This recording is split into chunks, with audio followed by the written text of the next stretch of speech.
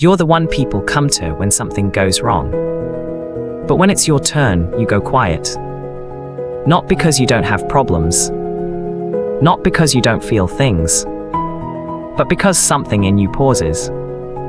Like it's scanning for a solution instead of an emotion. And most people don't notice that part.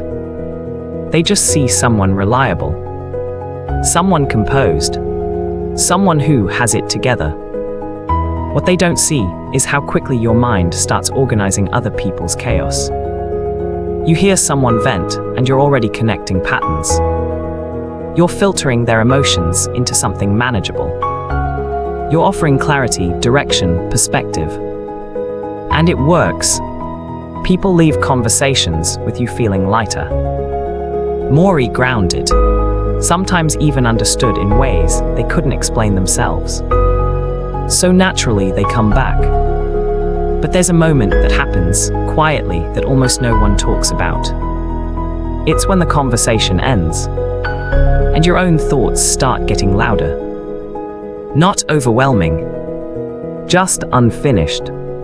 Because while you were helping them make sense of their world, you were gently stepping around your own. And over time, something subtle begins to form. You become known as the person who fixes things. Not in an obvious way. Not like a therapist or a coach. But in a quieter, more instinctive way. You stabilize people. You help them regulate. You bring order to emotional noise. And the strange part is, you don't even fully remember choosing to be this way. It just feels natural, almost automatic, like your mind knows what to do before you've even thought about it. But there's something underneath that pattern that most people don't realize, including you. Because this isn't just about being helpful, and it's not just about being good with people. There's a deeper mechanism at play here, one that has less to do with others, and more to do with how your mind learned to survive certain moments. This is what people often miss when they look at someone like you. They see capability, but they don't see the origin of it.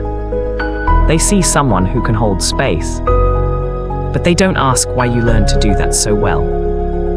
And if you've ever noticed how quickly you move into problem-solving mode, even when no one asked you to, that's not random. That's a pattern, one that runs deeper than it looks. Because what's happening here isn't just support, it's control. Not in a manipulative way, not in a conscious way, but in a very specific psychological sense. Your brain has learned that when something feels uncertain, the fastest way to reduce that tension is to fix it, to organize it, to understand it, to turn something emotional into something solvable. And over time, that response becomes your default, especially around other people. So instead of sitting inside someone's emotions with them, you instinctively reach for clarity. Instead of staying in the discomfort, you move toward resolution. And that's where the real shift begins. Because what people often call being helpful can sometimes be something else entirely. It can be a way of staying one step removed from your own internal world. A way of staying functional instead of vulnerable. A way of engaging without fully exposing yourself. And this is where the pattern quietly turns inward. Because the same mechanism you use to help others starts shaping how you relate to yourself. When something feels off inside you, you don't always sit with it. You analyze it. You try to fix it. Or sometimes you skip over it entirely. Not because you're avoiding it on purpose, but because your mind was trained to respond this way. And that training usually doesn't come from nowhere. It forms in environments where emotions weren't always safe to fully feel. Where being composed mattered. Where understanding others helped you navigate uncertainty. Sometimes it shows up in childhood, when you learn to read the room before expressing yourself. Sometimes it comes from being the one people relied on, before you fully understood what that meant. And sometimes it's just repeated experience.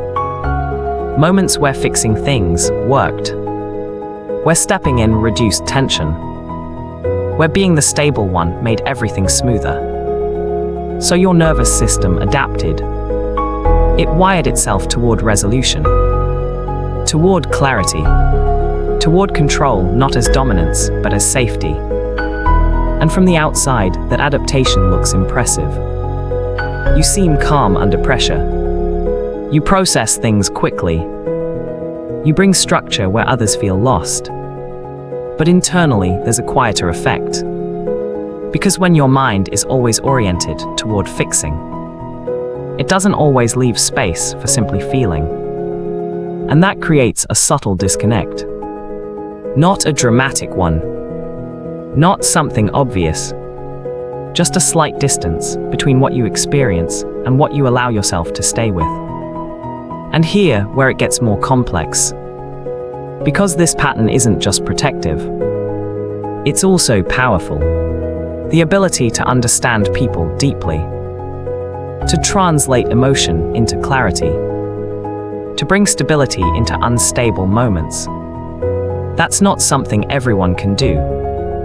There's real intelligence in that. Emotional intelligence, pattern recognition, cognitive flexibility. Your brain is constantly mapping human behavior in real time. And that's a strength. But like most strengths, it comes with a cost when it becomes automatic. Because when you're always the one holding things together, you rarely get to experience what it feels like to fall apart safely. Not because you can't, but because your system doesn't default to that. It defaults to control, to solving, to managing, even when what's needed isn't a solution. Just space. And that creates a quiet contradiction. You can sit with other people's emotions, but struggle to sit with your own. You can guide someone through confusion, but feel slightly disconnected from your own clarity. You can help people feel understood, while parts of you remain unspoken. Not hidden, just unvisited. And this is where most people misunderstand you. They think you're strong because you don't break easily. They think you're stable because you don't show much chaos. They assume you're okay because you function so well. But functionality isn't the same as internal connection. And strength doesn't always mean expression. Sometimes it just means adaptation.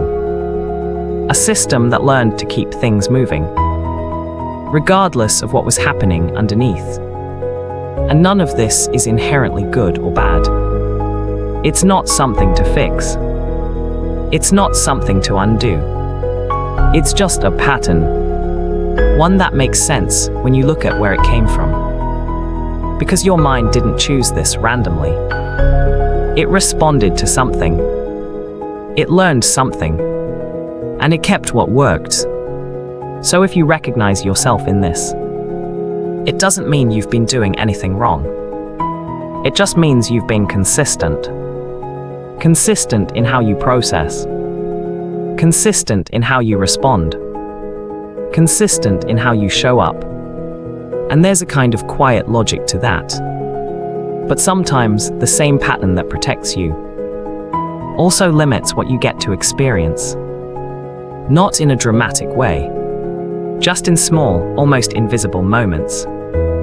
Moments where, instead of fixing, you could have just felt. Moments where, instead of organizing the emotion, you could have stayed inside it a little longer. Not to change it, not to solve it, just to let it exist without immediately turning it into something else. And that shift doesn't require effort in the way most people think. It's not about becoming someone different.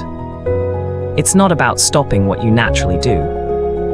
It's just about noticing when your mind moves toward fixing and realizing that there's another option. Even if you don't take it, Just knowing it's there changes something.